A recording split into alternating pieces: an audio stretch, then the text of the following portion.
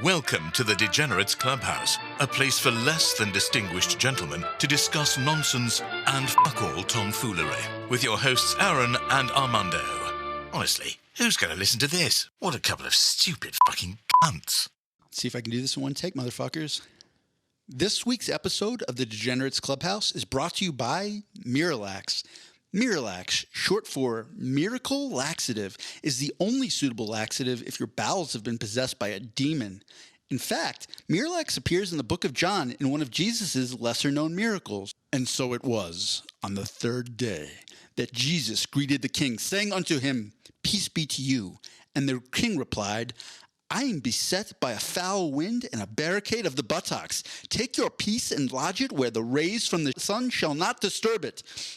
Jesus, seeing the king's anguish, knelt and produced a powder of the finest polyethylene glycol, saying, "Receive this holy laxative and let your bowels be purged of darkness." The king drank, and soon a wretched evil escaped his sphincter, and all rejoiced, save the chambermaids who had to clean it up. John 12:15. Miralax, the only over-the-counter laxative endorsed by the Catholic Church. Side effects include nausea, dizziness, immaculate conceptions, and leprosy. It makes sense, too, because Mira is like short for miracle, and miracle is a religious, Correct. you know? Yes, I referenced that actually in the copy that I wrote. I was only kind of... That was like... Sorry, I was only kind of paying attention. That's all right. I just thought it was funny because we tend to be a little hyperbolic in our society, especially in advertising. And when I saw the product and I was like, is it really a miracle if you poop? And I was trying to think of the most over-the-top miracle pooping scenario. And I was like, yeah, if some king's tummy was possessed by a demon and Jesus exorcised the demon and allowed him to poop and the kingdom was saved, I think that would be a miracle. I think it'd be a miracle if, like, by some strange miracle, that's weird, by some strange miracle, if I was actually able to, like, expel my whatever's in my gut and then just be fixed with all my gut problems. Does that make sense? Like, wouldn't that be cool if, like, all the stuff you and I have been experiencing with our innards, if we could just take a shit, like a really good long shit, and all of a sudden we're like fixed? That'd be cool. So basically what you're saying is you are hoping for the second coming of Jesus Christ, not to, cure famine, world peace, none of that. You just want your tummy to be red as rain and him to give you a miracle laxative so you can poop proper. I want him to give me like the OG, made by Jesus version of Miralax, because the store-bought shit doesn't really work. Miralax is not going to be a sponsor if you keep talking bad about them. No, it cures acute stomach issues, but not like the ones that you and I have had here and there, right? Like if Miralax actually worked, the way we would like it to, then we wouldn't have had to go see a doctor to fix our tummy, or try to fix our tummies. Enough about Miralax. Enough about pooping. Yeah. Unless that's what you want to talk about. No. But I thought before we got into our regular segments, we would just do a quick catch up. The only thing I wanted to comment on is, as you know, I've been getting ready to promote the podcast a little bit more. I was like, we probably need some posts and actual content on social media. So if I'm trying to get followers when they go to Instagram or Twitter or what have you, they're like, there's actually something here. There's a reason to follow. And you suggested a segment, like you might be a degenerate, that you wanted to be based on real things from our lives. And I immediately thought of course, of like the Jeff Foxworthy, you might be a redneck, and started writing you might be a redneck jokes. And at that point, I realized I don't actually have that many degenerate-esque things that I do or have done. I mean, don't get me wrong. I'm not Jesus curing people's bowel demons or anything. I'm no saint, but I certainly did not have enough of them to regularly populate content on Instagram and Twitter. So then I found myself like almost looking for degenerate things I could do. So that was the one joke on Instagram that I've posted so far, where I was like, you know, if you watch Nancy Pelosi give a speech and then Google to find out if she was hot when she was younger, you might be a degenerate.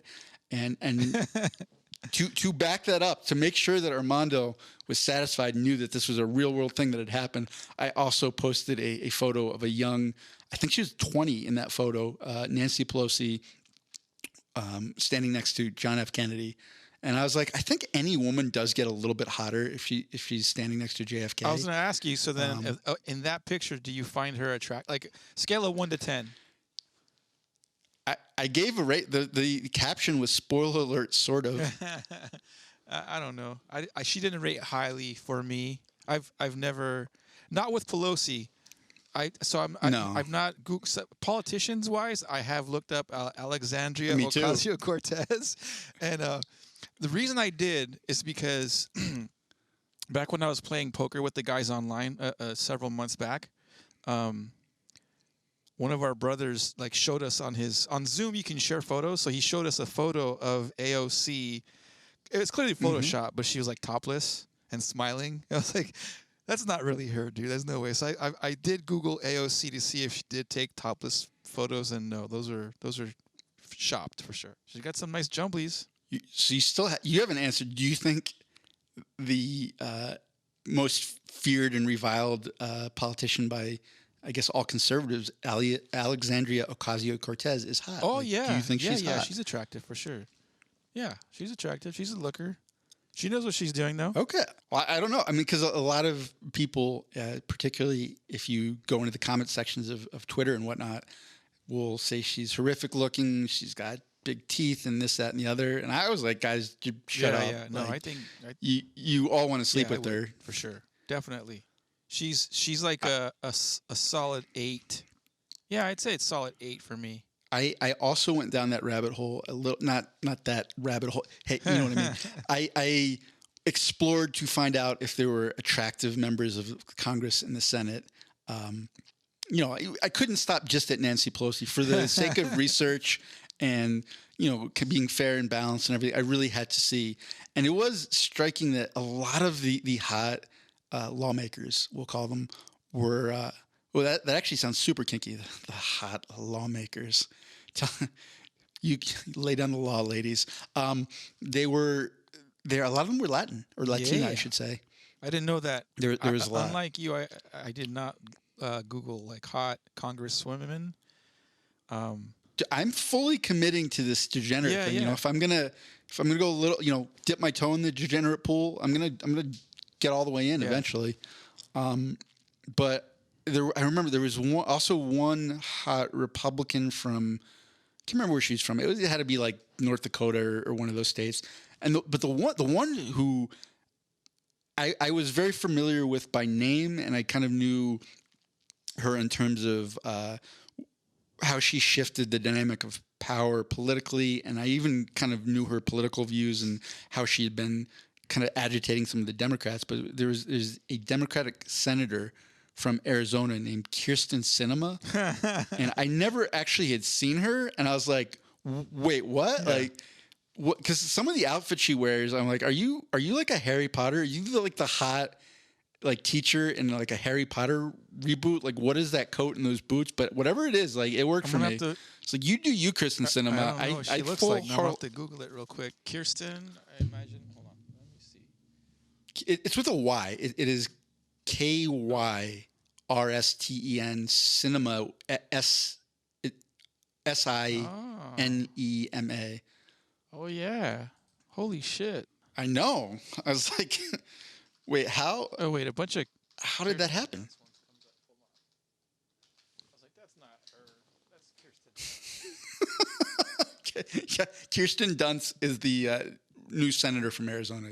You figured her out. Yeah, she's a looker for sure. She looks kind of in some of her photos she looks kind of cross-eyed. Well, the other part too is if you just type her name, you're probably getting a lot of the photos where she's dressed down a little bit, you know, for political events and things like that. If you see her when she's just out in the wild, so you in her natural habitat, so you actually did like you fucking stalked her. You didn't just Google her. You were like looking for some of the behind the scenes. I didn't stalk her. What I literally did was Google image search Kirsten Cinema Sexy. And I was like, what? See that. What? Because you can't, I mean, come on. If we're objectifying the people that make the laws of our land and guide our country, I mean, you have to get the proper search terms in. So that is what I did. And of all states too, it's got to be Arizona, where like, you know, there's a bunch of crazy shit going on over in Arizona too. Anyhow, so yeah, I've never. Yeah, that's a good one. Another added to our list. I'm like, great. As much fun as I'm having with this podcast, it may end up making me a way worse person. And it's all right. It's okay. We only live once. We're allowed to mess around here and there. So that was the only update I had. That was a weird byproduct of my trying to get ready to promote the show on social media. Anything you want to catch up with? Or? Yes and no. A couple. Yeah, sure. Why not? I'm a little low energy today because I did run 7 miles today. I wanted to push myself, and if 5, like I could do 5. I've been doing 5, and it's like when I come back, I'm like, okay, I got more in me. I can do more. But 7 miles kicked my ass. So I came back fucking tired. I felt like I was in a fucking faint. And then if that doesn't have me a little thrown off as far as energy today, the fact that we're having these technical things is kind of pissing me off a little bit too. It'll be okay. I did have a over the phone interview on Monday.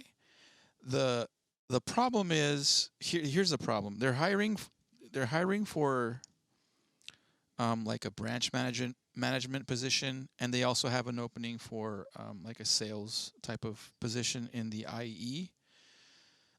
What I don't like is I felt like the person conducting the interview was like and not to sound offensive to anybody, but she's just like a human resources generalist, and these are generally people that, like, you know, more often than not, they don't have a degree. They're just kind of like, they're like bottom of the rung on the totem pole as far as like the hierarchy goes. Usually, not always. Mm-hmm. And I felt kind of weird being interviewed by someone that was like, you know, again, not to sound offensive, but like someone really low on the totem pole. And I'm like asking them a bunch of questions that they clearly weren't, like, they would ask me questions as per any normal interview, right? And I usually tend to kill in interviews, but I felt because she was kind of, I probably shouldn't say this in case I get hired, but I'm going to say it anyways. I felt like she was kind of dumb. And so like, I felt like I need to be interviewed by someone that knows what the fuck they're talking about, not by someone clearly not at my level. It felt kind of weird. You should have said that in the interview. Be like, you know what, ma'am? No offense. Just to be clear, not an ounce of offense is intended by what I'm about to say, but I feel like your intelligence is at a subpar level, and if you could just go out, get someone who's you know, a few IQ points smarter, just a little bit higher on that scale. I made up my mind. The next interview I got, you and I are going to do the interview like Step Brothers style, where like you're sitting behind me, like, you're like, excuse me, ma'am, I'm going to help you with this interview, and you start chiming in with like weird shit. Oh no, even better. This could be. Did you ever see? There's a Key and Peele sketch they did where it was Obama's anger translator. I don't watch Key and Peele. I'm not a fan of them, but it's a famous sketch. It's a famous sketch where Obama was notoriously just sort of even keeled and calm no matter what was happening. But you could tell sometimes he just wanted to be like, you motherfuckers, and just unleash. So it was Jordan Peele playing Obama, just giving his very sort of statesman-like, I think that we have to proceed with caution. And it's like, and there would be Key behind him. I forget I think they named him Luther. It was like Luther, Obama's anger translator. He's like, you say we have to proceed with caution, and Luther was like, you motherfuckers, you fucked this whole thing up, and I can't believe the mess you got us in. And it was, so it's like I could do that. Like you can give the politically correct interview answers, and I could just be behind you translating it. Like, you dumb son of a wait. So just give me so like what was the question that she asked you that you thought was dumb? I asked her like toward the end of the interview. She's like, "Hey, do you have any questions for me?" Yeah. And I was like, my last job, although it was in a lot of ways working for an organization that's like semi-family oriented, it's got that good feel vibe. Like you got some support, but the downside to that kind of family-like environment is, it wasn't like work. Metrics weren't merited, right? Like if I worked hard and like exceeded goals, like that was secondary. Like I want to work for an organization that some of your metrics actually count for something. Like, okay, this guy's. Hold on, ma'am. Just in case you're not smart enough to understand, let me translate for Mando here. Are you some lazy motherfuckers at this job? Like, am I gonna bust my ass and get no props for it? Like, you obviously don't work hard. Is there anybody else at this company that does work hard? Because I don't want to be carrying you stupid sons of bitches on my back and at the end of the day have nothing to show for it. You better have a better answer than, well, I don't know. Yeah, so I think this will work. I think we're gonna have to go to do my next job interview. I'm gonna have you FaceTime in the. Give me one more. I'm warming up to this. So what's another question? What's a question that you would have to answer that I could translate for you? Well, let me give you her response was, "Oh no, we're not a family-oriented company. We're just co-work." Like she said it very coldly. It was like, huh? She's obviously not the best representation of that company. Is what I gathered from that interview. So I didn't. Like I said, usually I feel very confident after interviews. After this one, I was like, dude, this, like, I'm not gonna get hired because she's a ditz. Like I didn't get a good feel out of that interview, if that makes sense. And it wasn't from my end. It was like she was just punching in, doing her job. You know what I mean? A question she asked me was, what are the 3 most important things for a they call them business development specialists or some shit like that, but they're basically sales reps, right? She's like, what are the 3 most important things for a business development specialist to have? What are some of the important attributes? And I responded with like being honest, right? Because a lot of salespeople I've dealt with they're just kind of telling you what you want to hear and not to close a deal, or not really being straightforward. Another response I told her was I need to be punctual. Like being on time is very important when you're meeting a client or a customer or trying to develop, a new relationship with somebody. Showing up an hour late or canceling or flaking on them, like when they're expecting you and they're giving you time of their day, it's important to be there. And then the last thing I said was being organized. A lot of salespeople that I know aren't organized. They're just flying by the coat of their tails. They don't have a plan of attack. They just kind of go out there and, they're like fucking wild animals in the zoo. Got it. So, ma'am, this is what you have to understand about Armando. 1, not a backstabber. Not gonna lie to your face, stab you in the back. That's what plenty of your salesmen want to do because they'll do anything they can do for money. But he actually has integrity, you silly bitch. 2, he's not going to show up late because he's hungover. He has a little bit of self-control.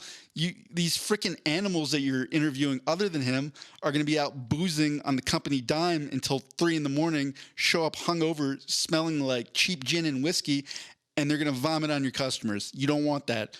Vomit-covered customers, bad for business. 3, he knows how to put things away in his desk. He's not a 5-year-old. These man-childs that you're trying to hire got coddled by mommy when they were little boys, and they never learned the art of cleanliness. Hire someone who's got integrity, isn't a booze hound, and isn't a child. Armando Ramirez for president of your company. See what I mean? Is like, yeah, we need to interview from now on as a tag team. It'll work. I might get hired. And then so that's one a of plan. us is gonna let like a silent but deadly fart in the middle of the interview, and then I won't get hired. Prestige worldwide, wide. It's good. We're making plans for the future. A lot of threads are coming together stay tuned to see how this develops. Let's move on and try a segment that we've never done before, but I wanted to give it a shot because I personally am constantly amused by the antics of Florida as a state and the most enigmatic superhero, I think, in the entire superhero verse, Florida Man. Can I just, before we get into the segment? Yes. When I was younger, I used to think Florida was cool because you have that show Miami Vice in the 80s, and then the Epcot Center is out at Disney World, and there's I used to think Florida was like, oh, dude, I want to go to Florida, and it wasn't until I was older I realized, holy shit, Florida's a fucking dumpster fire, literally, there's a bunch of fucking cocained out motherfuckers partying till who knows what in the morning, They don't. It's just fucked up. It's just crazy. Well, and there's also a sort of a similarity to California in some parts, where when people think of California, they're like, "Oh, Los Angeles and beaches," and I think really they're just thinking of San Diego, or maybe like a Santa Barbara, and they think the whole state is like that. So, I mean, Florida obviously is not as big and diverse as California, but you've got some similarities there too, right? Because there's some of the beach communities are actually very nice, but then you have Central Florida, which is just development projects and these quick built homes. You've got Florida Bama, which it's like the part of Florida that is just like deep south, like redneck. It might as well be Alabama. I mean, it is a diverse state of chaos and mayhem, and literally every week, if you just tune in to see what's going on, there will be a Florida Man article about some crazy shit that a Floridian did. Not surprisingly, there were Florida residents front and center at the chaos that took place in the Capitol. We talked about all that stuff last episode, so let's talk about this Florida centric story that I guess this was just yesterday. We got to make this a little bit more politically correct. We got to call it Florida Man or woman to avoid offending some people out there. well, no. So some of these articles will be Florida women articles. There was one that I remember I was cracking up about. It was a Florida woman was pulled over for a traffic stop, and during the traffic stop, an alligator emerged from her pants. She was driving around with it was a small, a baby alligator in her pants leg, and when she was trying to give her information to the police, it came out of her pants, and this made the news in Florida because Florida, if nothing else, they're self-aware about their debauchery and ridiculousness. But this particular story is a Florida man story, not a Florida woman story. Aaron sends me a link to this week's In Florida Man story. I'm going to read the headline, and then we'll just go from there. Florida man sets himself on fire while trying to ignite his own home. My first, when I read that headline, my first question is why are you trying to light your house on fire? Number one. Number two, how dumb are you to, include yourself in that whatever match lighting or setting or whatever you're doing?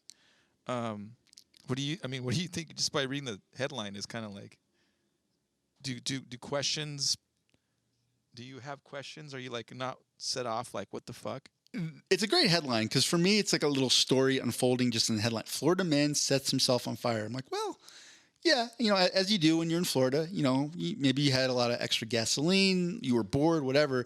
Oh, but while trying to ignite his own home, and I'm thinking is this a domestic dispute? Is this an insurance thing? There's immediately some questions that are generated, and I wasn't able to not see the mugshot, and that answers it. I mean, it's exactly what you'd imagine. This guy looks like late 50s, early 60s, sort of has that ex-Marine vibe going on. Not overweight, but he's definitely, I don't think he's quite thin enough to be a meth head, but the hair is a little unkempt, 5 o'clock shadow, and just soulless dead eyes. Wow. If you showed me that picture and it was did this person, A, start a charity to help the homeless? B, is he the author of a new screenplay for a series that's going to be acted out at Disney World? Or C, did he light his home on fire?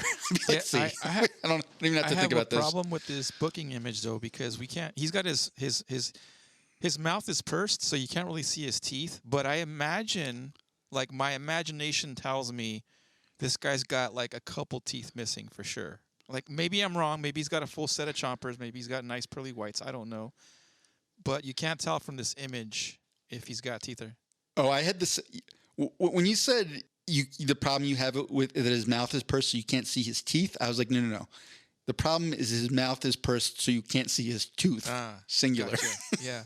Yeah. I can see he's probably like I imagine he's probably got like the front top, the upper top first 4 teeth are just gone, like where he's just got like fangs. I could see that for sure. Read a little bit of the story. A Florida man nearly set himself in flames when he tried to burn his house down, the report said. Scott Anthony Massa, I hope I'm saying that right, sir, 51, allegedly took a bucket of accelerant and attempted to torch his Tampa Bay home at about 5:40 a.m. Sunday, police told Fox 13. So I have to say congratulations to this guy. I guess he was late 50s, early 60s. He's only 51, but 51 in Florida years is that's like 140 in normal years. So this guy's holding up very well. I mean, your life expectancy in Florida is much shorter than if you're in a normal place, like on the, California or Ohio or like Bosnia or any of those much calmer, more docile places. So he's doing pretty good. He also woke up. He did it at 5:40 a.m. on a Sunday. So he had to wake up like early as fuck and say, you know what, before I go to church, before I go to mass, I'm going to set my house on fire, then go to church so I can confess my sin or something. I don't know. Really weird. Maybe his house was possessed by a demon. He didn't have any Miralax to sprinkle around. And he's like, well, we're going to have to cleanse this unholy place with fire. Because he didn't want to go to church and infect the other parishioners with the demon that was invading his house. Also, it says accelerant. I'm guessing they just didn't know specifically, but that's vague. Yeah. I mean, there's a lot of different things that could be an accelerant. I want to know what he actually used. Gasoline, meth, products. I don't know. Who knows? But while trying to toss the bucket through a broken window, Massa caught fire. Oh, no. So I can envision this. Wow. So it's like he's tossing the bucket, but of course it's dripping. He used a bucket. First of all, not a gas can or something that was going to be a little bit more enclosed. Just an open bucket, and of course there's liquid streaming out of the bucket because it's a fucking bucket. If you understand how gravity and buckets work, and there must have been this like flame trail from the bucket to him, and he catches on fire. Yeah, why not use like a funnel or some? You can't blame him for not being not having thought this through. No, I am shocked. Or a Molotov cocktail or something like that, right? Like at least you could throw that from a distance. I mean, I think this guy is like a real go-getter. Just like you said, he's like, you know what? Like early to bed, early to rise. I'm up at 5 a.m. I've got a lot to accomplish today. We're gonna get job interviews, applications sent out. We're going to go to church. But step one of my things to do is we've got to get this house burned down quick. And I really think a sort of type A personality like that would have had, schematics and plans and would have had everything planned out. So I'm just very disappointed in Mr. Massa that he didn't have this really. Wow, that sounds vaguely racist, Mr. Massa. Mr. Massa. He is white, Mr. Massa. Yes, Massa. He fled the scene. Massa was later arrested at St. Joseph's Hospital, where he had been seeking treatment for his burns. As of Sunday night, he remained hospitalized. Wait, so hold on. So did he put himself out first, or did he just flee the scene? It didn't say. It doesn't say at all. I hope he put himself out first, because that would be even more glorious. And this is my other question. If somebody in Florida a neighbor or something woke up, so at 5:45 in the morning, and just saw Scott Massa running down the street with a train of flames behind him, his wife beater T-shirt, and I'm assuming camo pants engulfed in flames. Look, when looking at that mugshot, he's wearing camo pants. Yeah. There's just 100% chance that he has camo pants on. But would that even faze him? Because that's one of the things that is a sort of a notorious stereotype about New Yorkers, that absolutely nothing phases them. I mean, I think one of the great moments in a historically cinematic film, the original live action Teenage Mutant Ninja Turtles. Oh shit. Yeah, we're going way back. We're talking old school. This was 90s kids will remember. You younger millennials would be like, what? They only what know the remakes. About? They know the remakes that came out a few years ago. The CGI ones. Those are hack trash. This was like the Martin Scorsese of Teenage Mutant Ninja Turtle films that I'm talking about. Corey Feldman was Donatello. He did the voice for it. Yeah, one of them. Can you? He did. No, I didn't. He did. Oh, I thought you said you could do it.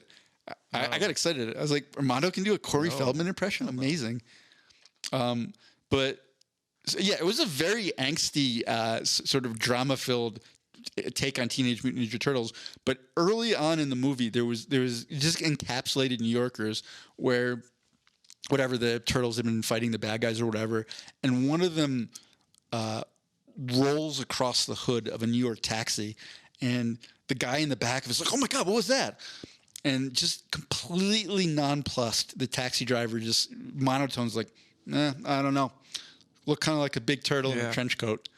And it's like, yeah, that's how New Yorkers roll with random stuff. But are Floridians similarly impervious to crazy Florida crap? Would if one of Scott Massa's neighbors saw him on fire, would they just be like, "Oh yeah, there's some guy on fire," and just roll over, go back to bed? Oh, it's Scott being Scott again, lighting fucking shit on fire again. Oh, Scott, what are we gonna do with him? Fucking guy. But on the plus, I mean, it seems like he was sensible enough to go to a hospital to seek treatment for his burns. He's like, hey, I wonder if he used an excuse. He goes in, he's still on fire. I imagine he's still putting out, his arm hairs are still ablaze, and he's putting him out, patting him out. And I wonder what he's telling him, what excuse he used. He was trying to make a barbecue on Sunday before the football game, before the Buccaneer game or something. And he tries to paint himself as a hero.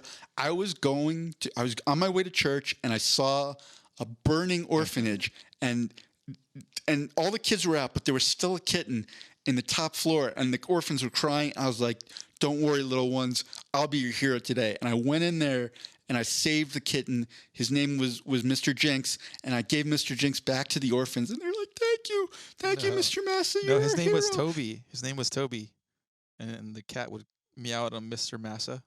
Get it? Yay! Was it a black cat? It was a black cat. His real name was Kunta, but he was like, "No, your name is Toby." Yes, I saw Roots when I was in elementary school. I understand the reference. We're just all the younger millennials are going to be like, what are they? They're talking about Teenage Mutant Ninja Turtles being angsty dramas and this Toby Kunta Kinte thing. What is going on? Don't worry, guys. You can just file this away as or you can old people Google stuff. it, or you can Google the reference and maybe chuckle at it. Who knows? Charges against them were pending. It was not clear why the man wanted to set his own house on fire. Very good, very good. And you really have to wonder, does he even know at this point? Or in all the commotion of setting his house on fire, setting himself on fire, running through the streets on fire, as I imagine it, and then making it to the ambulance, did he forget the original reason? Yeah, probably. Probably whatever accelerant he was using to light the house on fire, he breathed in the fumes, and he had like a amnesia, he just forgot what the fuck he was doing, or where he was. It's like that monologue in The Dark Knight from Alfred. It's like, well, Master Wayne. Massa. I can't do the accent. Well, Master Wayne. Massa. What's that? Well, Massa. Master Wayne. Oh my God. Well, Massa Wayne. Oh no, that just sounded terrible. Jesus. But anyways, some men just want to watch their houses burn. It's true. I know the reference. This has been This Week in Florida Man. At some point, I want to get a theme song for this. In my mind, it's the Spider-Man theme song, but with Florida Man lyrics, which are going to be Florida Man, smoke some meth, yes he can, driving drunk as a rule, alligators in his pool, look out. It's This Week in Florida Man. All right. We'll work on it. Next piece of production that we'll have to work on, but it'll happen. You guys thought Deadpool was the most dysfunctional superhero? Deadpool has nothing on Florida Man. What would Florida, like, if there were a superhero, what would Florida Man look like? Well, he'd look kind of like the guy we just talked about, probably. Camo pants.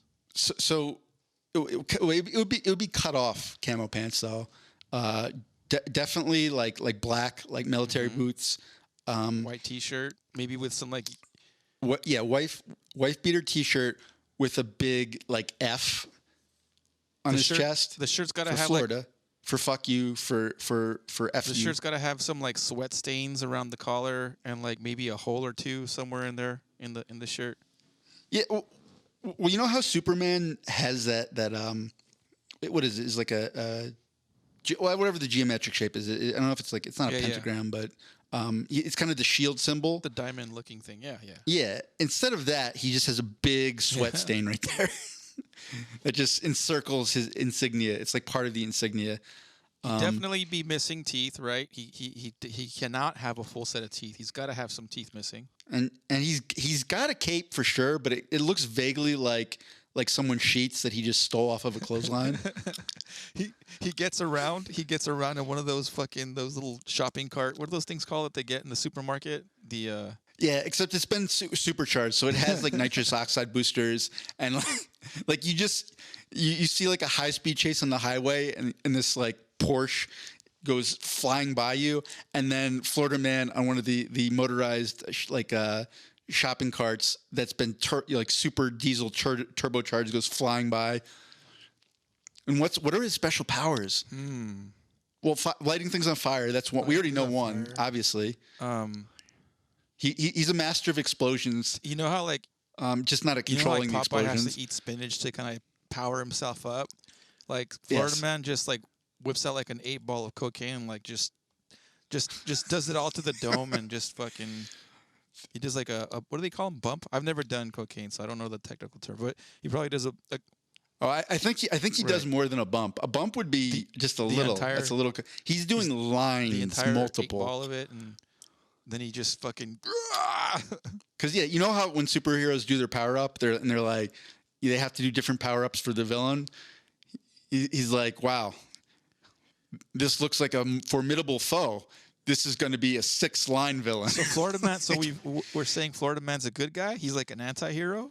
Oh, he's not a villain. Oh yeah. He in his own world, gotcha. He's an anti-hero. From the outside looking in, people are like, "What is this? This guy is just wanton property destruction, mayhem, like terrorizing everyone around him." But from Florida Man's perspective, he is the hero of his own story. I think I just remembered. I think they're called rascals. Just to be clear, I think they're called. I might be wrong, but he's got a rascal. That's what he gets around.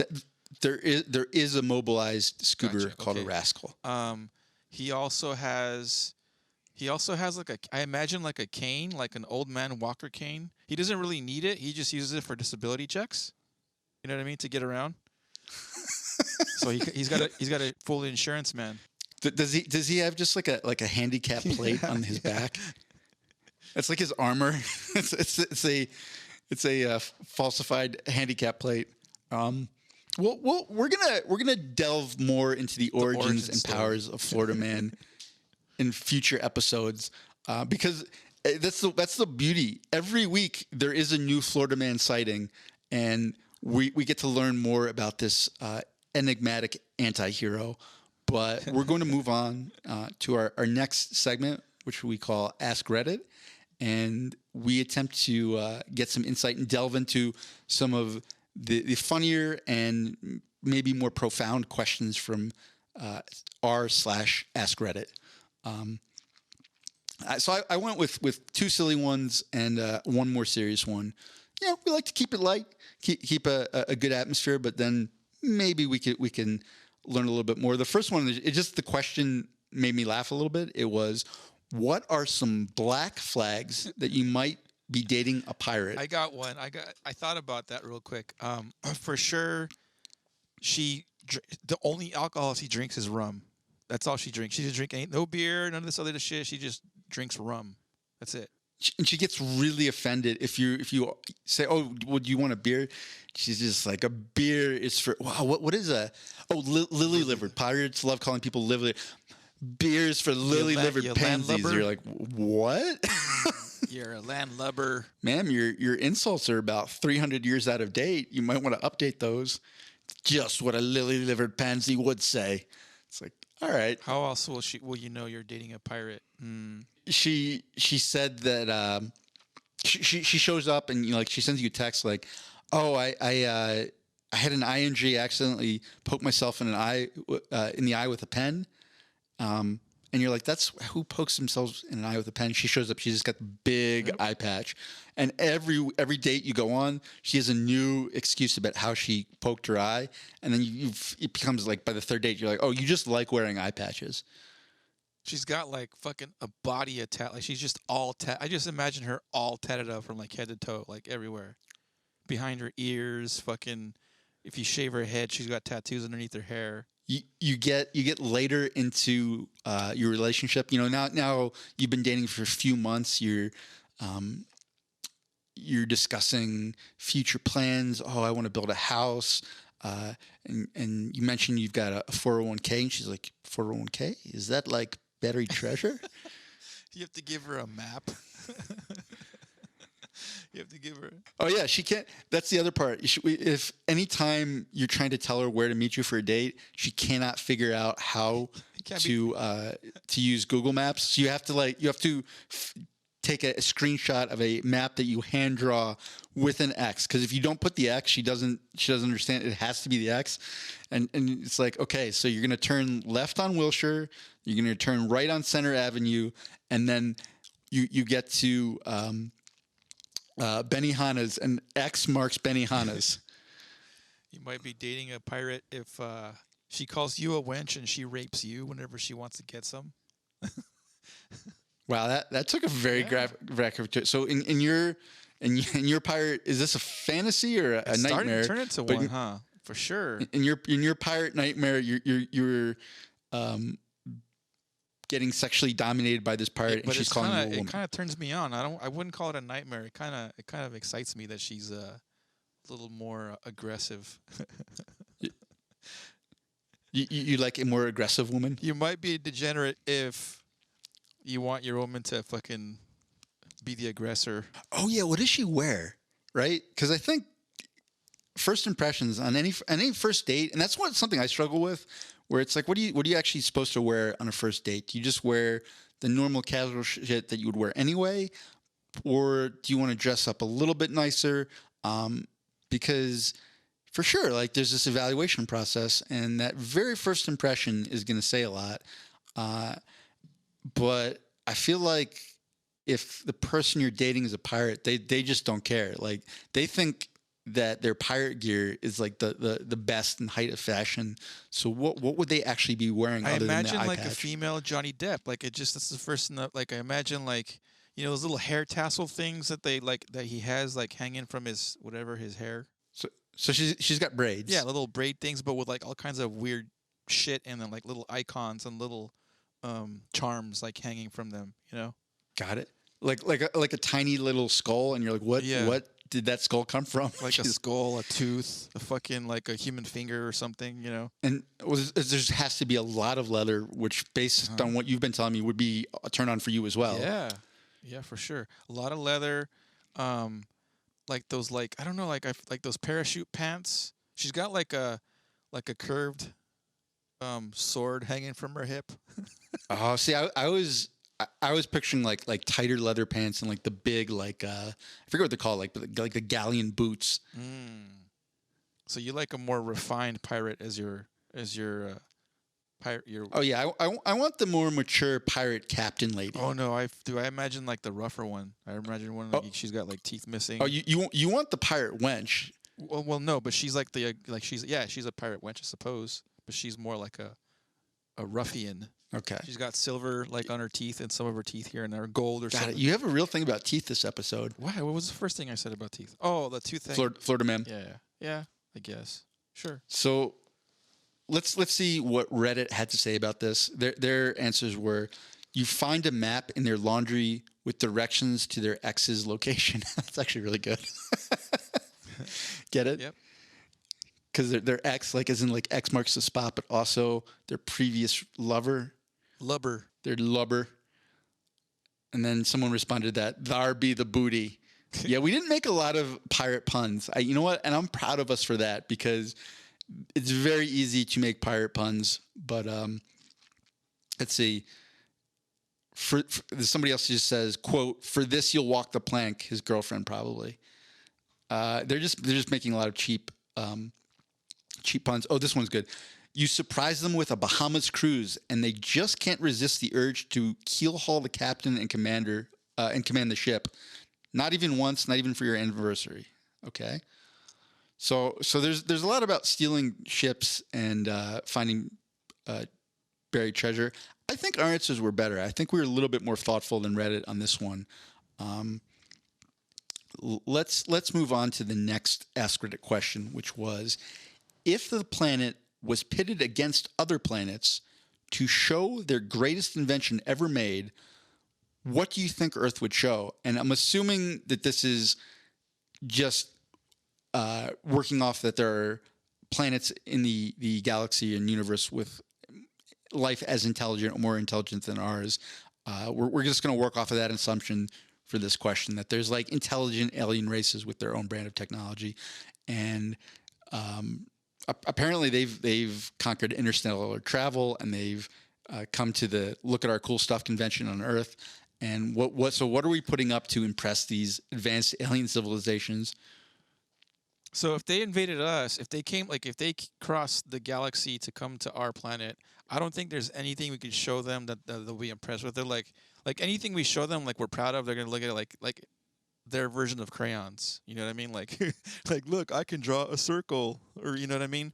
But I would say probably like the internet, like the ability to share information, over the air, and get stuff from our iPhones and laptops and shit like that. See, I feel like sort of an infrastructure technology invention wouldn't be impressive to them at all, because I'm assuming that their technology is so advanced, and communication and information transfer is just basically vital for any advanced civilization.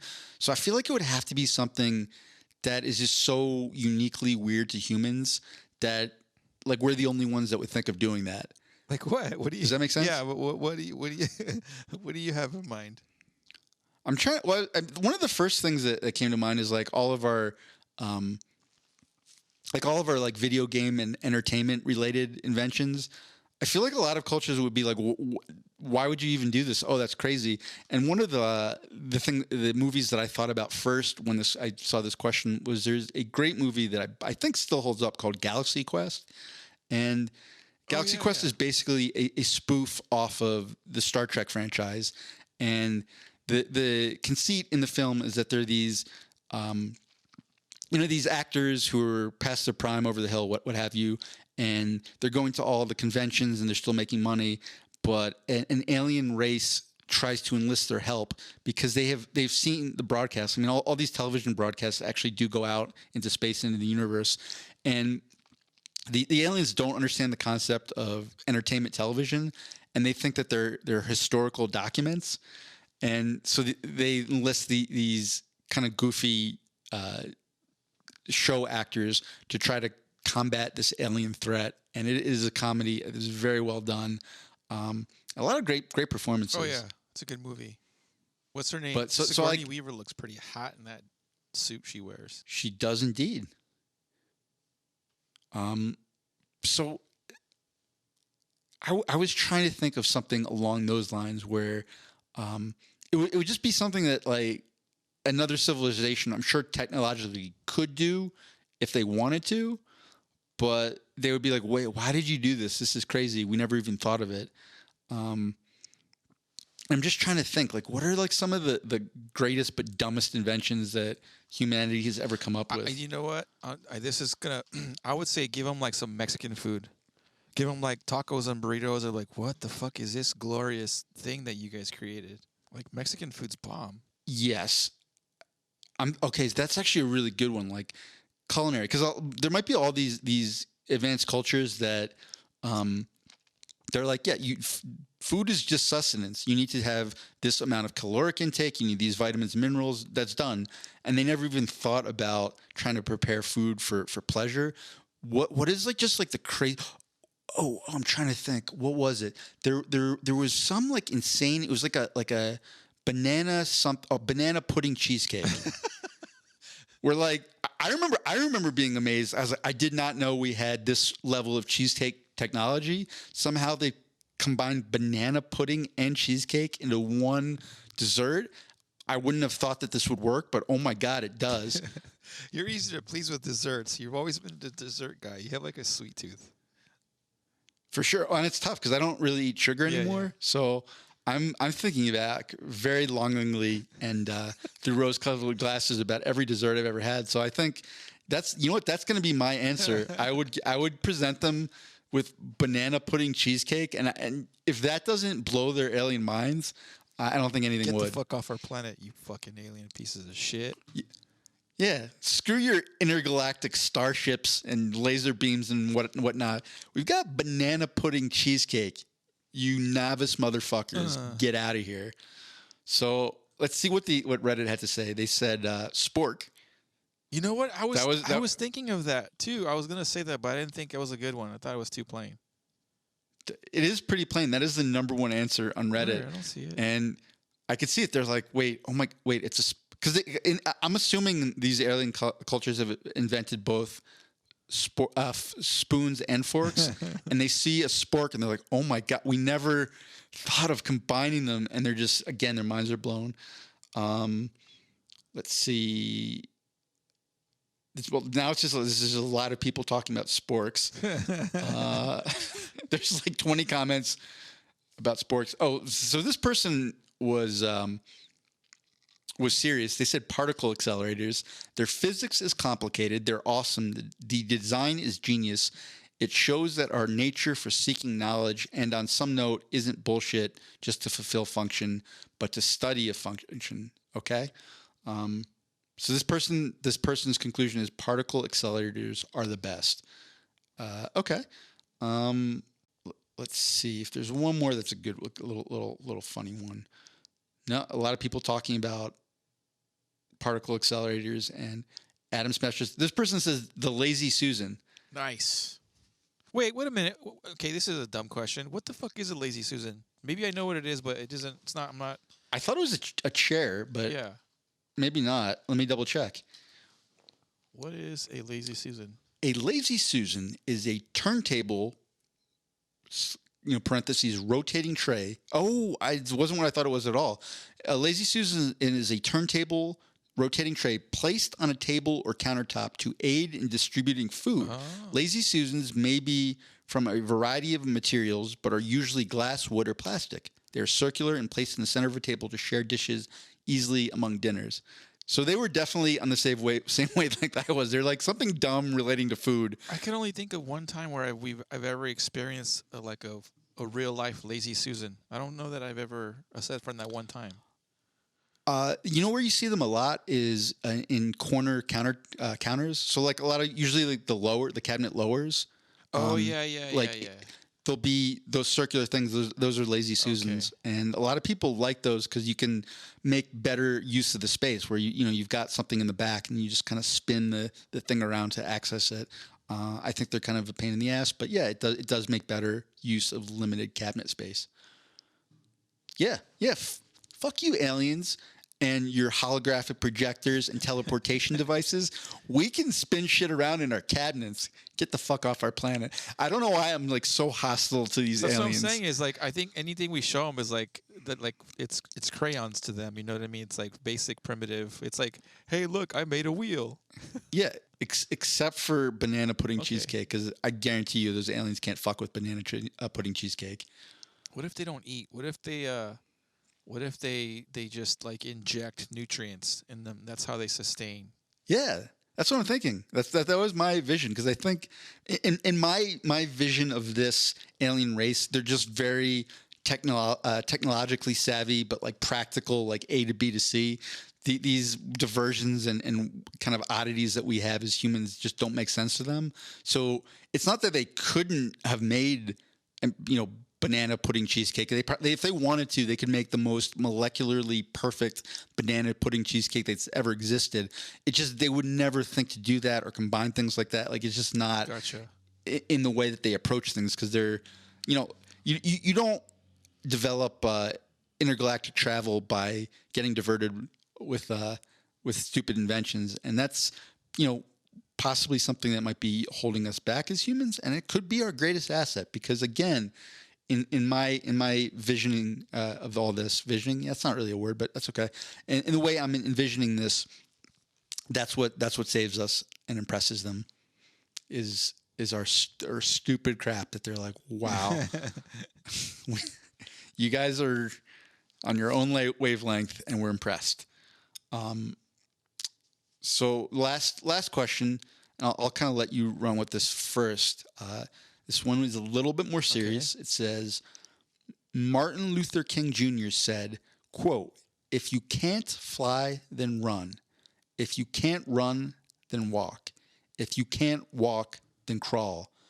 But whatever you do, you have to keep moving forward." What are your life examples of this? That's funny.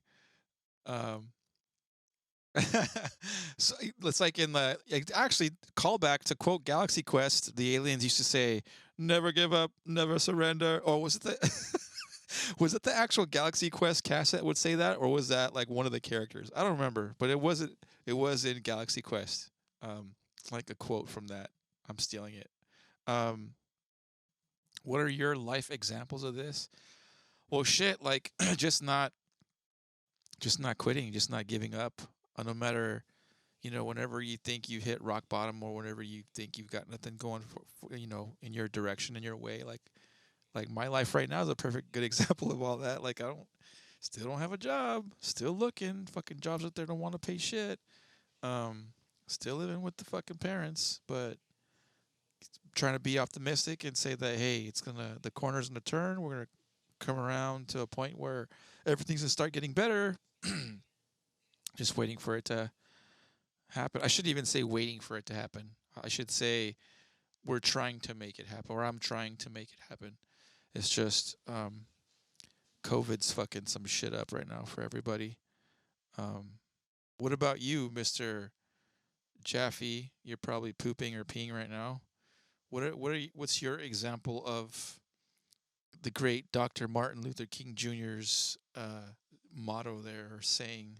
So when I first saw that quote, the idea that immediately popped into my head was one that's very popular in sports psychology, and it's just you have to control what you can control and forget about the things you can't control. Like, control the controllables, don't worry about the rest. There's a lot of different ways people have presented that idea, and it's tough, right? Because like anytime you're up against adversity or things aren't going right, you can very easily look at all the reasons you can't do what you want. Well, like, this is up against me, that's up against me. In my case, it can be really difficult because I've got these health problems. It's like I can't do an office job because I can't sit in a regular chair. It impacts me even with some of the more physical aspects and things like that. And you can almost get paralyzed by looking at all these things that are working against you, but not focusing on the things that you can do. So it's like, okay, I'm not going to be able to do a regular job. I'm not going to be able to work X amount of hours. I need to have my schedule very flexible so I can go to doctor's appointments when I can and things like that. So one of the toughest for me was I got to the point where I was like, okay, I want to move forward professionally. I want to build something. I want to have all that freedom that I was talking about. So I was like, okay, I need to be in business for myself, and I want to have a business where I don't have to invest anything up front or very little, which was also a necessity because at that point I didn't have that much money to invest. And somehow I want this to make me money like right off the bat, which is tough. There's not many business models where it's like, yeah, you make money right away.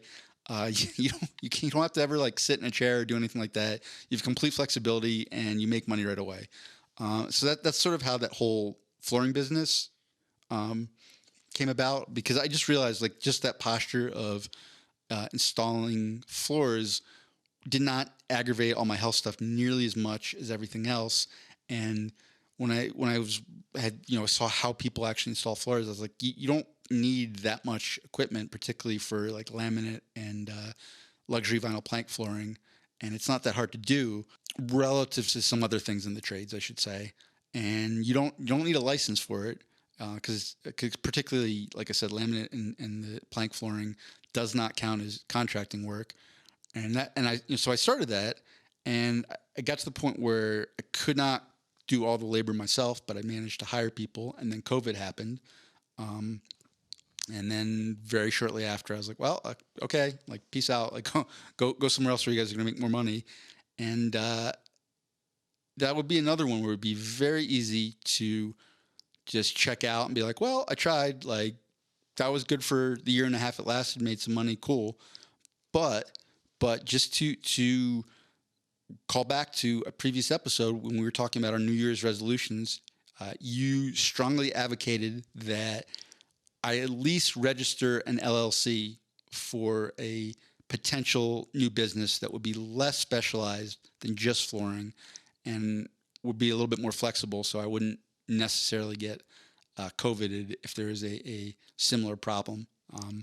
So I did. So update on that. I registered Blue Tool Belt LLC with the state of Colorado. I got the domain.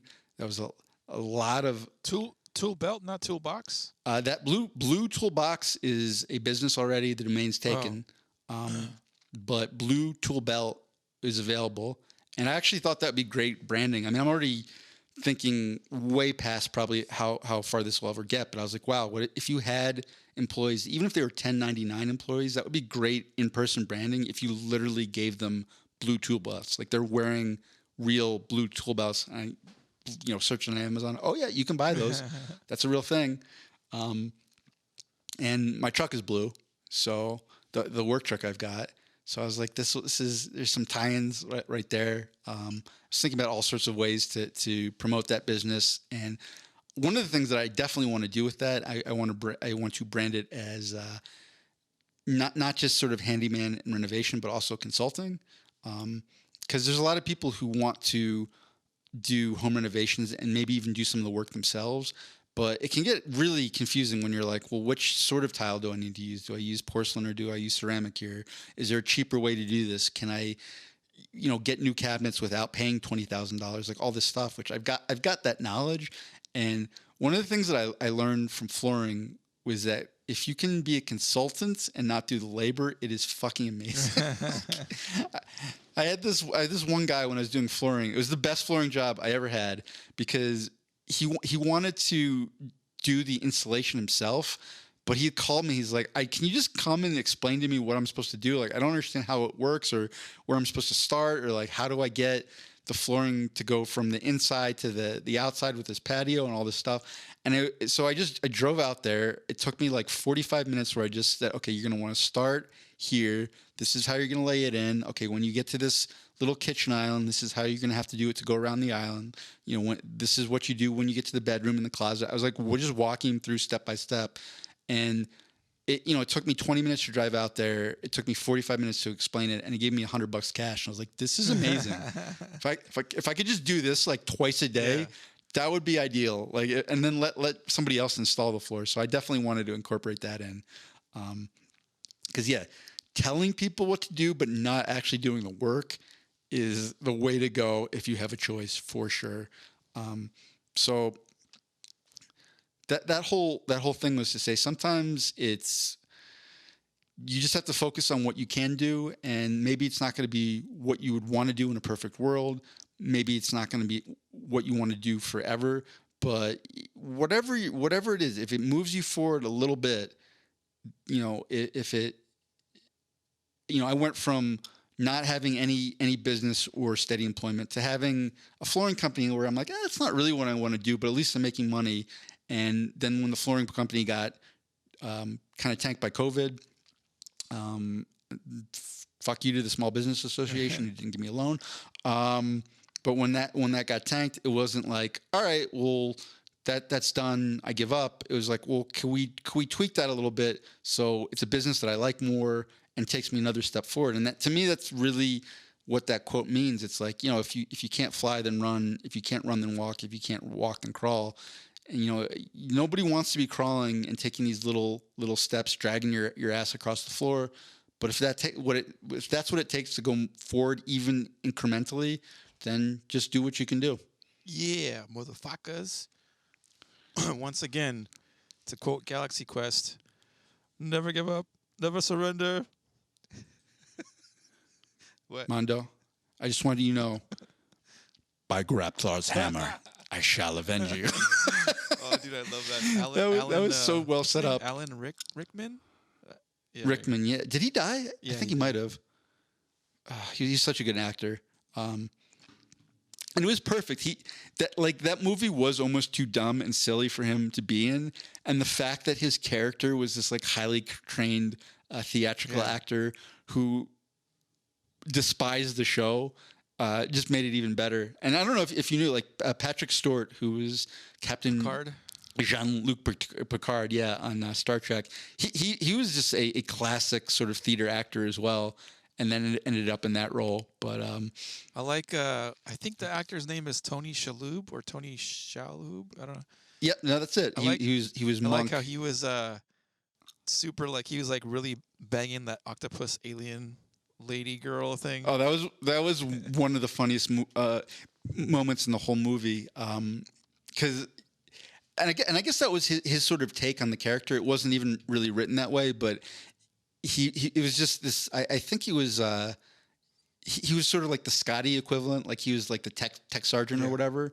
But he was just like completely like laid back, like nothing really got to him. Water just rolled off of his back, and all the aliens. The species they had sort of like holographic projections of themselves, so they appeared human and more palatable to humans. And he falls in love with one of them, just seeing her as a human. And there's at one point where they're getting a little hot and heavy, and her tentacles come out, and like there's this like brief pause where he sees them, and then he just kind of gives like a shrug, like fuck it. we're gonna just roll with this. Like that was absolutely hilarious. That is a real movie that you can go out and see. I suggest you do it. But in this next segment on the top, we're going to come up with a fake show or movie. The way the segment works is Armando has come up with a title. I have never heard it before. He's going to supply the title, and then I'm going to try to come up with this show on the spot, and we'll see where we go with this. So what is this new on Netflix show that you got for us? So we might have to change new on Netflix to something different, like new on, I don't know, new on TV or new on something, because. Yeah, we keep it new on Netflix. It just doesn't have to be Netflix. That's fine. So hey, Aaron, have you seen that new series called The Ultimate Fighter Season 74, Cage Fighting in Space? Yes, I did. And here's the thing. I hadn't watched The Ultimate Fighter for a long time. It kind of got stale. It was sort of the same old thing. Oh, like a bunch of alphas in a house. Oh, they're butting heads. They fight. It got boring, but the beauty of this sort of reboot of the show, Ultimate Fighter, 74 or 75? Whatever, 70-something. Ultimate Fighter 74 in space is, I've always wanted to have an Ultimate Fighter with like my favorite fighters of all time. Except the problem is like all these guys are at this point, I mean, from 74, they're all really old. They're all in their 70s, and they just couldn't fight on land anymore. It was too hard, right? So because they're old, they're kind of arthritic. It's like, oh, I'm going to do a spinning back kick. Oh, my knee went out. Like I can't do it. So the way they figured a workaround for this is it's like if we get them in 0G, where there's just no gravity at all, then they're going to be able to really perform to their best as fighting 70-year-olds. So it's like all your favorite fighter. I mean, like Chael Sonnen is up there, Anderson Silva. We finally get to watch Fedor Emelianenko fight Randy Couture. Well, and that's the great part. There are no weight classes because they're all weightless. Right? So yeah, Fedor's up there. I'm trying to think because there were definitely some lower weight class. Dominic Cruz is up there, and it's great because he's trying to do his Dominic Cruz footwork. Like Dominic Cruz's whole thing is that he's really fast footwork and he like bounces around. Except the problem is he's in 0G, so he's just waving his feet around really fast. It looks kind of comical, but in zero gravity, it actually has the effect of hypnotizing his opponents. So he's one of the first. I don't want to. God, I always give spoilers in these. It's hard not to. So in the first episode, there is an argument. It starts with an argument about who's going to get to use the bathroom first because it is an international space station, but they only have access to one bathroom. So it's 12 fighters all having to use one very, very tiny bathroom that's basically the size of like one of those porta potties that you see outside of a construction zone. And it starts with Wanderlei Silva is just I don't know how he smuggled a bunch of like Brazilian acai up into the space station, but he like brought a ton and he was just eating it. And now he's a little bit backed up because it didn't mix with the astronaut food. It like somehow like congealed in his stomach, and he's on the toilet, and they can't get Wanderlei out of the toilet in the International Space Station. Dominic Cruz is pissed because Dominic Cruz is this little like terrier that he brings everywhere with him named Dojo, and yeah, and he can't obviously let Dojo out for a walk because Dojo would just drift away into the void of space. So he has to actually try to get Dojo to pee and poo in this tiny toilet in the space station, and like Dojo is doing the thing where he's like kind of like brushing Dominic with his foot, saying like, oh, I gotta go. You can see him; he's kind of twitching, and it's like great. Like Dojo's gonna pee in the International Space Station. Like the pee is gonna float up into zero gravity. It's gonna disperse in a million different particles, and there's gonna be Dojo pee floating around for the rest of the Ultimate Fighter 74 Space Station Edition. And like so, Dominic Cruz is just not happy about this at all, and he's banging on the frickin' door, and Wanderlei won't come out, and finally, Chael Sonnen, like this is the only way they can get him out, is Chael Sonnen comes up to the door and just starts roasting Wanderlei Silva. He's calling him all kinds of names. He calls him a Brazilian butt plug. That was the one that really got. He's like, how Wanderlei Silva, you're never much of a fighter, but you were a Brazilian butt plug from day one.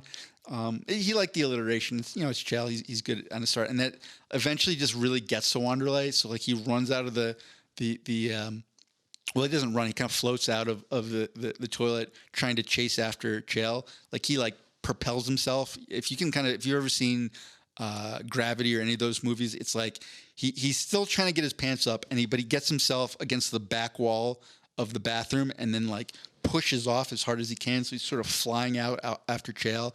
And then Dominic is able to get Dojo in, and Dojo can pee in the toilet. But this has really sparked some serious beef between Dominic and Wanderlei Silva. So when it's time to actually select the fight, because this is the format of the show. It's like, it's a lot of like the sort of reality TV drama, but then at the end there's an actual fight, and Dominic convinces the team coach, who is Boss Rutten. And by the way, Boss Rutten is like a really old school MMA personality. Do you know Boss Rutten? What is he Dutch? Boing, boing, boing, boing. Yeah, the bald guy. I love Boss Rutten. Yeah, but he's had like a bunch of health problems because he started fighting like 400 years ago. Yeah. So at this point, Boss Rutan is basically just mechanical. Like, what was the name of like the main bad guy in the Teenage Mutant Ninja Turtles? The Shredder. You remember him? No, the one above him, and in the cartoon, not the movie. Was it like the Kang alien or guy? Kang, yeah, Kang. The alien brain guy that had like a mechanical body. Yeah, that was Kang. Yeah, exactly. So it's kind of like that. It's like this big mechanical body, but like right in his stomach is Boss Rutan's head, and he just speaks in his Dutch. He's like, "Yes, we're the captain of the fighting. You must go and call out your opponent, and you will fight him to the death in space." That's basically exactly what Boss Rutan sounds like. And Dominic Cruz convinces Boss Rutan to let him call out Wanderlei Silva, which he does, and that's the fight on episode 1. And it seems like a mismatch, like because like Wanderlei is a lot bigger, but Dominic Cruz is a lot craftier, and he starts doing the Dominic Cruz footwork, but like in 0G, he's just like spinning in all these weird patterns, and it kind of hypnotizes Wanderlei a little bit. Like, have you ever seen like those videos in India where you have like a snake charmer that just sort of like hypnotizes the snake? Uh-huh. Wanderlei gets hypnotized by Dominic's 0G footwork.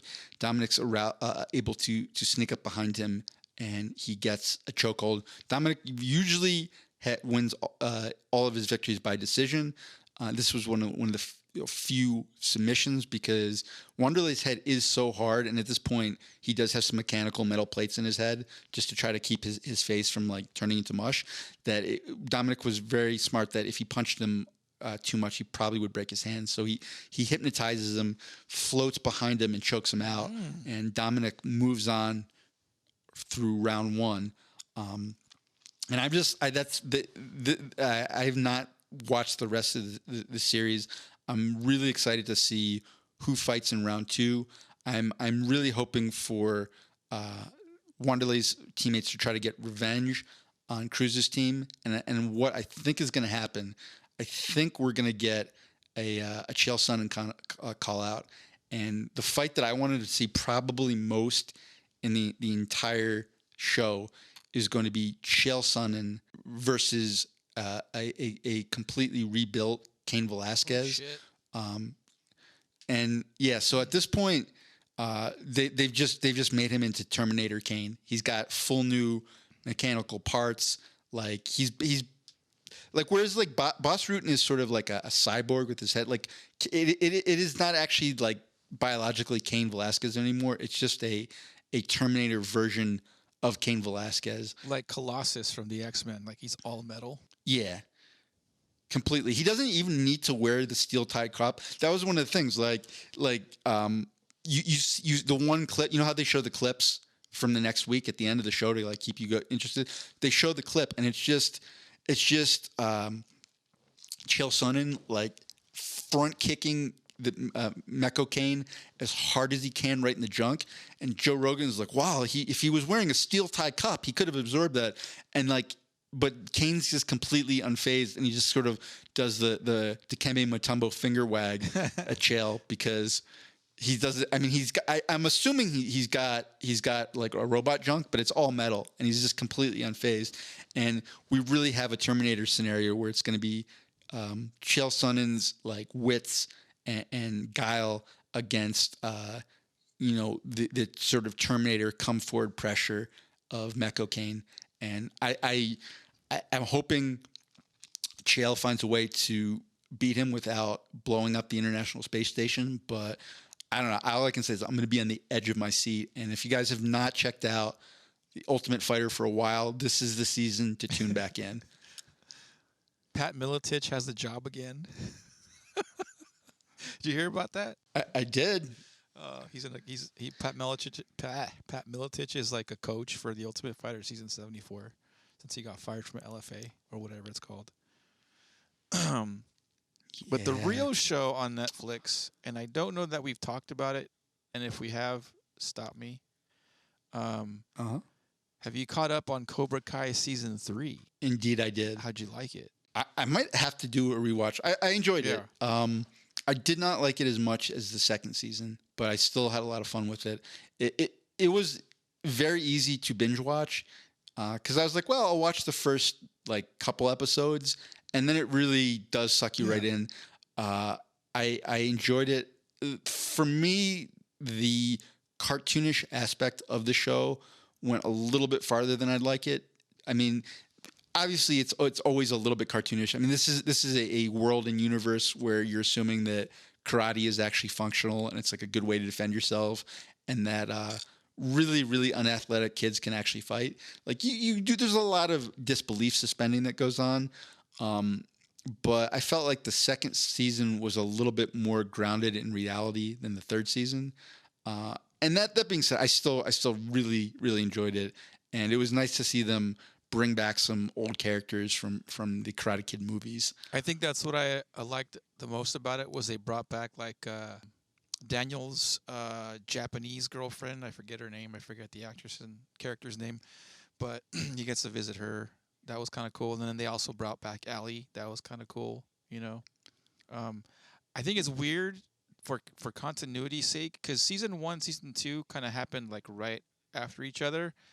And to my understanding, there was like a little bit of a gap between season 2 and season 3 being developed. So some of the actors that play the characters got a little bit older.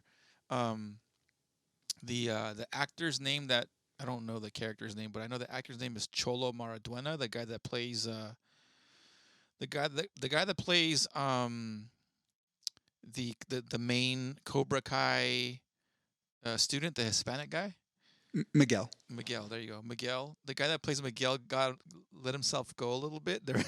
There's some fighting scenes where you can see the kid's got a little bit of a belly. I'm like, hey, you're supposed to be kind of athletic by now. But hey, he was in a coma. True. For a long time. Give him some leeway, Mando. Body shaming poor kid just out of a coma. Don't you get skinnier when you're like bedridden for that long? Don't you like lose weight? I don't know. I've never been in a coma. Maybe they were just they had a feeding tube that was just feeding him Twinkies and lard. True. I don't know. That was like the special diagnosis. That's how they got him to recover so fast. And then yeah, I do like how they reintroduced those other characters from other movies back.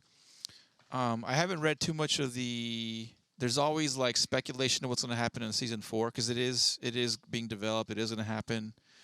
Oh, for sure.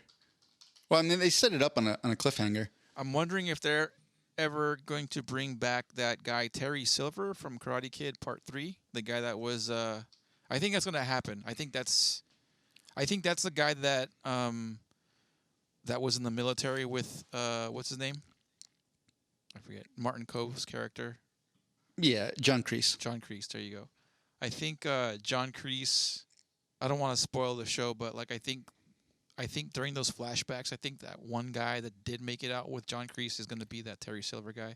So he's probably going to be in season 4. Well, and I can say without spoiling anything, I can say in this season, my favorite part of the season was Miguel having to rehab and sort of rehab his physical body and also his relationship with Johnny Lawrence, played by William Zabka. Because that's one of the great things that this show does, right, is I never saw the third Karate Kid movie, but I saw the first one probably a couple times, and I saw the second one a long time ago. And in the original 80s movies, they're just very, very one-dimensional characters, all of them. It's like, well, this is the bully, this is the plucky hero, this is the cute girl. Like, there's very little depth, and they're reimagining these characters where they take all the characteristics and the things that they did in the original movies, and they give them backstory, and you understand their motivations and what they're thinking and feeling. And to me, still my absolute favorite character in this show is Johnny Lawrence, who he was the bully, the kind of blonde-haired, blue-eyed antagonist of the original Karate Kid, who beats up poor Ralph Macchio and pushes him in the sand and everything like that.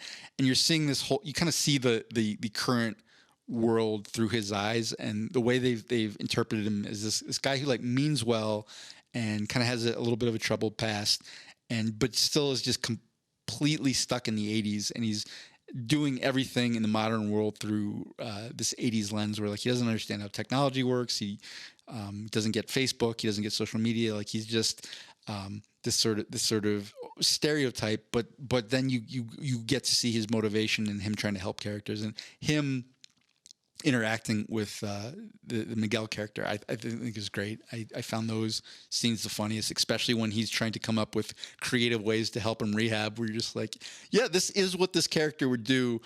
Oh, good Lord, this is going to go badly. I like the montages where they're trying to get Johnny Lawrence on Facebook. They ask, he's no idea what he's doing, but he's like fucking Miguel's like the Johnny Lawrence photo shoot. Yeah, that shit was hilarious. And he eats like sushi. He's like, "What the f is this?" Or, yeah, I appreciate that they actually used a little bit of profanity here and there. They do drop some like little like shit bombs and f bombs, I think, here and there, which is kind of nice to see. So going forward, season 4, I hope they bring that.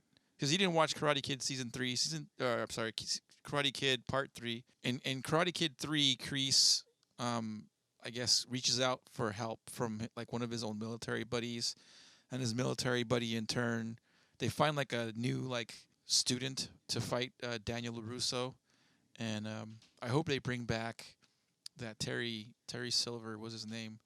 I hope they don't bring back. I hope they never ever reference. I'm sorry. The next Karate Kid, the one with the girl. Like, I hope they just leave that character out. Period. Like, that was. I did rewatch like a couple months back. I rewatched all. I don't know why. I rewatched Karate Kid 1, 2, 3, and I even watched the next Karate Kid, the one with the featured the female character, and it was just not written the same style as the first 3 were, and it just wasn't executed very well, and I just didn't like it. Didn't fit well. I wouldn't be as worried about that because you have this fresh writing staff that's just making use of that original source material, because you've got a very different dynamic. So say there's like a Game of Thrones where once they didn't have the original source material, they were just fucking useless. And in this case, I think you have the complete opposite, where you have the current writing staff taking that original material and just making it way better. Because to me, the original Karate Kid movies weren't that interesting. And I find this way more, the humor in this is way better. And again, just what they're able to do with the characters, making them more three-dimensional and interesting, is great. And even so a couple things with that. First, another sort of cool aspect of this season was they go into Martin Kove's character, John Kreese's backstory, because he's sort of the worst character in the show. He's just like the real bad guy. But even with him, they want to show you how he became like that. And as far as you talking about Terry Silver, yeah, it seems like they set that up in the end of his story arc in this season.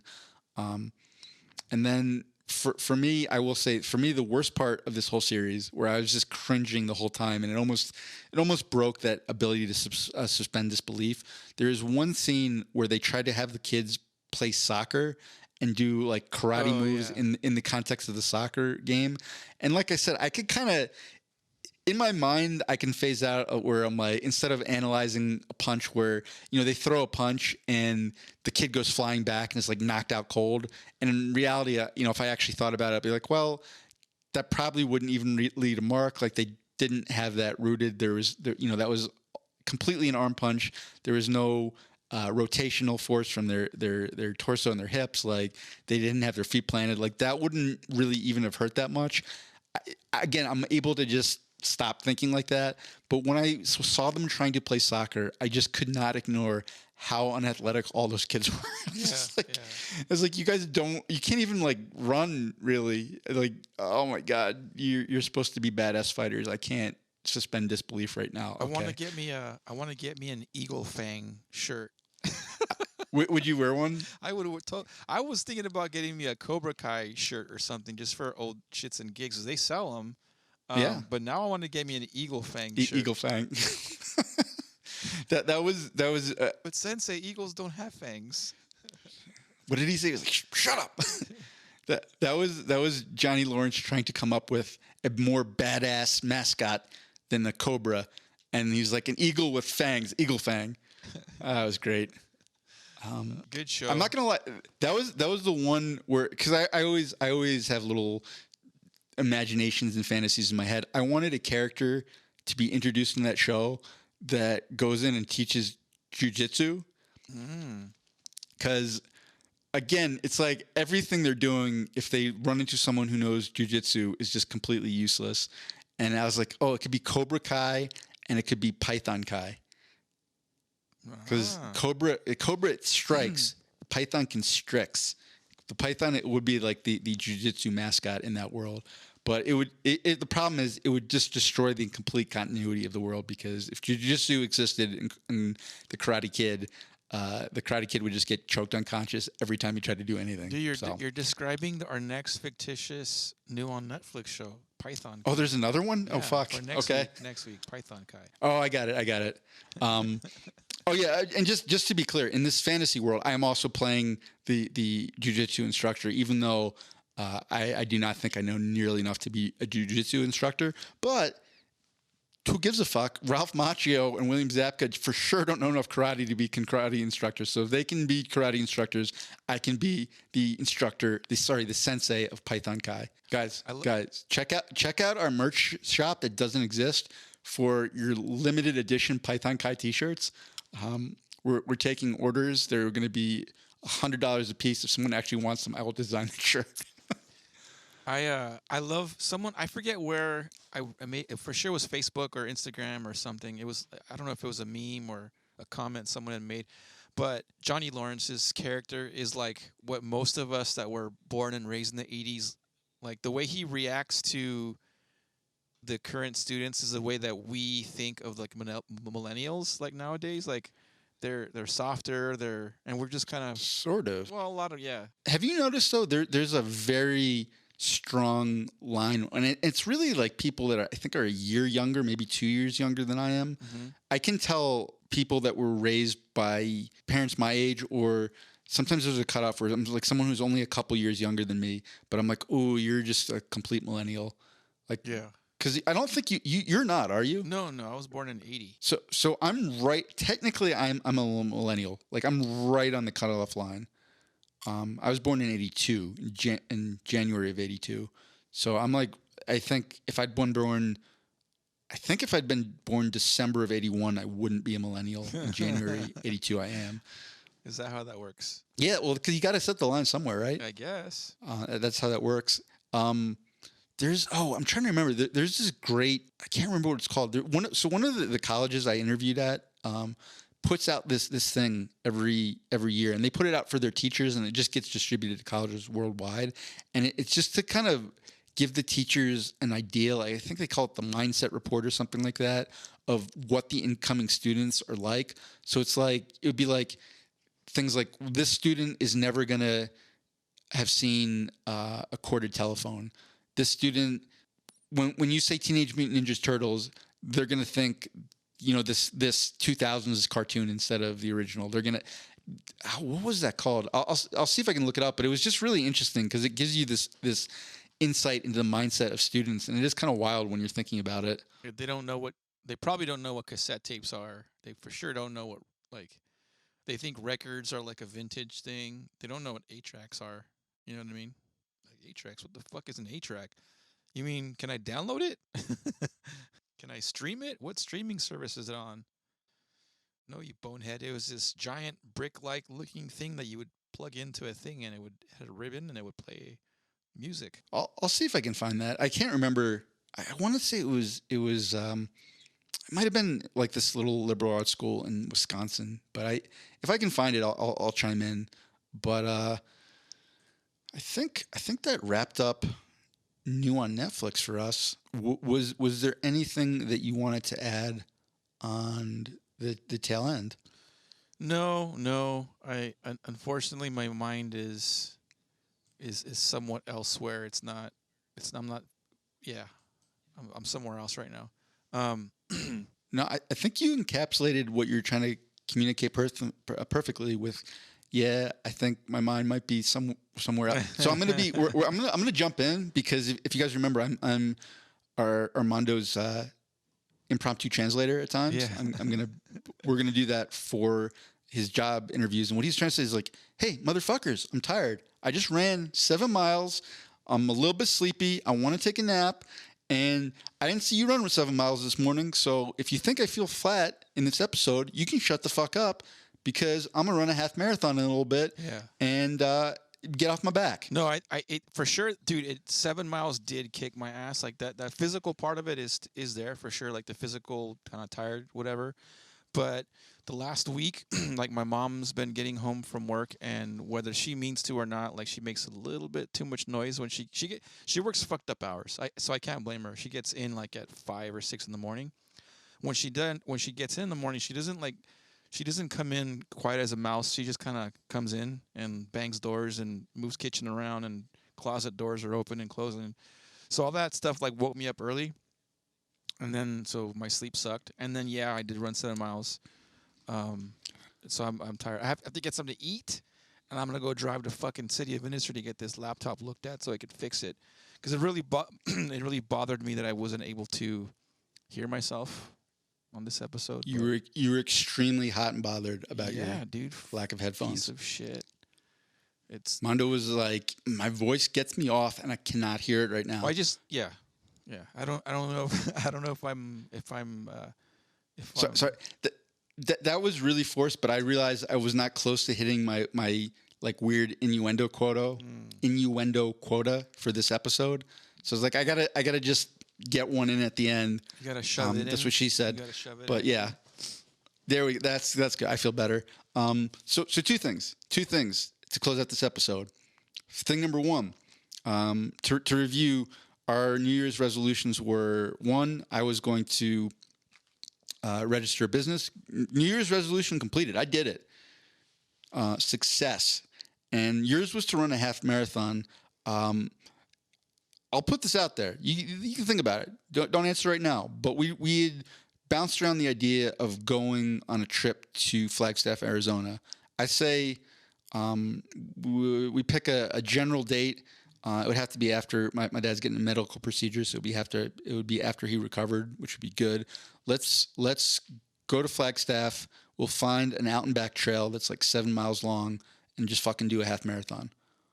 Okay, we'll try. And I'll do it with you. I'll tell you this. I may not run the entire marathon. A lot of times, like I'll when I do these longer runs, it's almost like I'm doing 3/4 running, 1/4 walking, but just spacing that out keeps my legs from tiring out. The problem is I've got all sorts of weird muscle compensation. So like my left leg gets tired way faster than my right leg. Mm-hmm.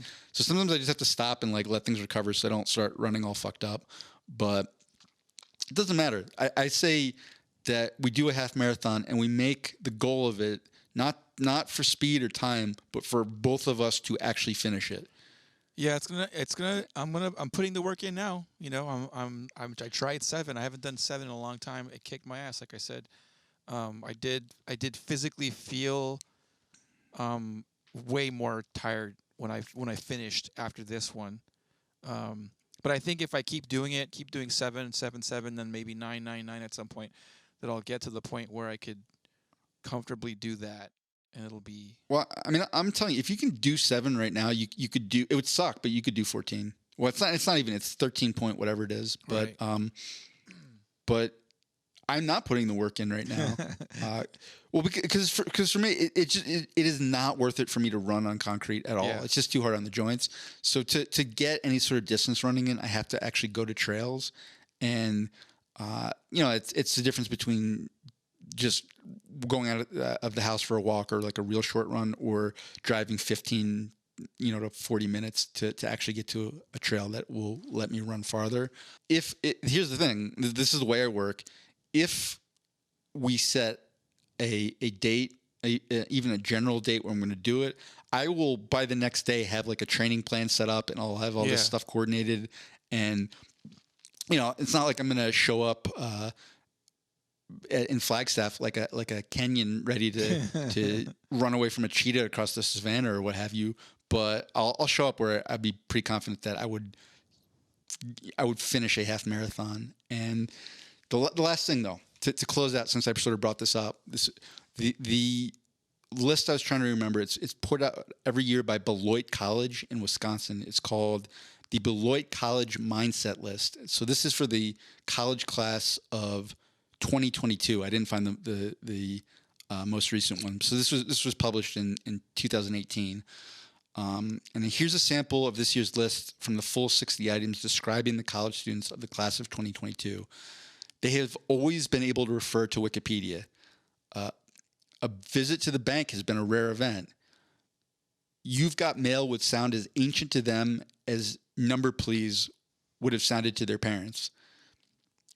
Films have always been distributed on the internet. Oh, that is crazy. Like, to me, that feels like a new thing. Yeah. Mass market books have always been available exclusively as ebooks. Exotic animals have always been providing emotional support to passengers on planes. Jesus. What? Oh, Jesus. I was like, that's a thing? Yeah. Oh, good Lord. I mean, I understand that how anxious certain people get flying on planes, but I'm not anxious flying, but if there was a weird exotic animal on the plane, that might make me anxious. I'm like, I don't want to be trapped in the air with this freaking gibbon that might freak out and try to tear my face off. No, thank you. This is my emotional support animal called Cabernet Sauvignon. I like a bottle of red wine with me. It's my emotional support animal. That is a very, very good way. The problem I always ran into on those flights, especially the long ones, is my legs would hurt so bad on flights if I stayed in place. I always have to get up and walk around. So I'm like, I can never just take like sleeping pills or like drink and pass out. Yeah. I gotta keep moving. The Prius, this is for back to the Beloit's mindset list. They don't go through the whole thing, but I'll just finish the list they have here. The Prius has always been on the road in the U.S., which it is funny because I remember when the Priuses came out and that was like the new like thrifty thing. And now people are like, fuck the Prius. Like, what is this bullshit? Yeah. Like, you can get all electric cars that don't look like something your grandmother invented. Yeah. They look like fucking tents on wheels. When filling out forms, they are not surprised to find more than 2 gender categories to choose from. Shit. Yeah, I've seen that on some of the job interview things that I've done. Like, it'll ask you, do you identify as a male, female, or I choose not to answer. And I've seen some where they actually say cisgendered males, just blah, blah, blah, blah. I'm like, God damn it. I have not, but that's okay. People loudly conversing with themselves in public are no longer thought to be talking to imaginary friends. God, that is got to be really confusing in New York, because in New York, when I was a kid, it was real obvious. Like, there would be people talking to themselves on the street, and you're like, oh, those are the crazy people / like homeless with some sort of like mental disability or psychosis. And now it's like, who's homeless? Who's just trying to close a business deal? Like, you don't know. Are they dressed like that because they can't afford clothes, or just because they're on the Lower East Side and they think it's like shabby chic? And let's see, the last one on the list is they are the first class born in the new millennium, escaping the dreaded label of, quote, millennial, though their new designation, Gen Z, etc., has not been agreed upon by them. And of course, that generation would not accept a label given to them. They would need to come up with it on their own. It's like, we don't accept your rules and labels. We don't want to have a label. Are the masters of our own destiny, and we can all have our individual labels. We don't need one label, because we're all unique. And well, actually, you know what? That was more our generation.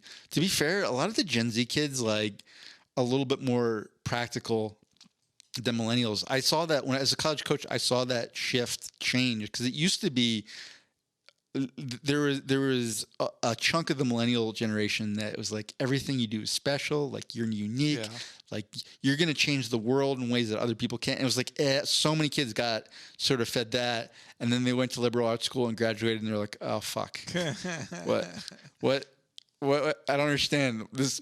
The way the world has been presented to me and the way things are playing out are not congruent. I don't understand what's happening. Fuck. But a lot of these not millennials, these Gen Z kids, like, yeah, they are very worried about labeling, things like that, but they're also way more practical than a lot of millennials. They're like, oh yeah, like I grew up when there was a recession. Like, bad shit can happen. Like, I need job security.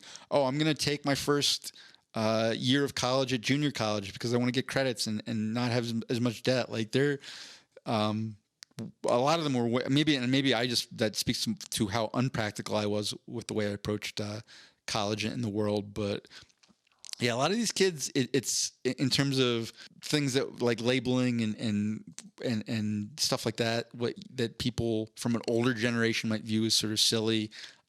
They're way more to the point and focused than a lot of the millennials that I know were. So Gen Z, a whole different ball game. Hey, we don't have to go. We'll save this for our next episode. But I forgot like a big glaring hole. We probably should have talked a little bit about. We're recording this on a Wednesday, January 13th. This Saturday there's a UFC fight. They're in Abu Dhabi. There will be another one on next Wednesday and another one again next Saturday. 3 fights within 2 weeks because they're in Abu Dhabi. We'll talk about the fights hopefully next episode. I think we should spend a little time talking about them because there's some pretty good fights. But that's all I had to say about that. With that, we will conclude episode. Are we on 26 now, or is this 27? This is 26. Yes, this is 26 of the Degenerates Clubhouse. You can follow us on all the social media thingies. We've got all of them now. Twitter, Instagram, Facebook, all that stuff. And if you are listening and you've not already subscribed on iTunes, Spotify, or wherever podcasts are podcasted, and written us a glowing review, because honestly, at this point, if you're still listening, you where others might not, you understand and appreciate how truly amazing this podcast is and how amazing it will become. Because really, we're that character in the fantasy novel that has incredible latent powers and potential, and through the help and support of others, will eventually realize those and destroy the Demon King. I don't know who in this weird metaphor the Demon King is, but you get it. You follow me. But without the help from people along the way, they can never reach that potential.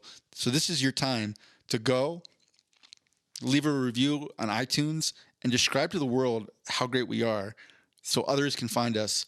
We can continue to grow and prosper and eventually defeat the Demon King. This is Aaron. Peace out. And until next time, you degenerates. Thank you for listening. Bye-bye. Hey everyone, Mando here. I just want to take the time to say on behalf of myself and Aaron that we appreciate everyone who's taken the time to listen to our podcast. We know there's hundreds of thousands of podcasts to choose from, but you took some time out of your day to listen to us ramble on. Please share our podcast, like and subscribe, follow us on all our social media platforms and all that jazz. Whether you love us, hate us, agree with our opinions or disagree, we still love you.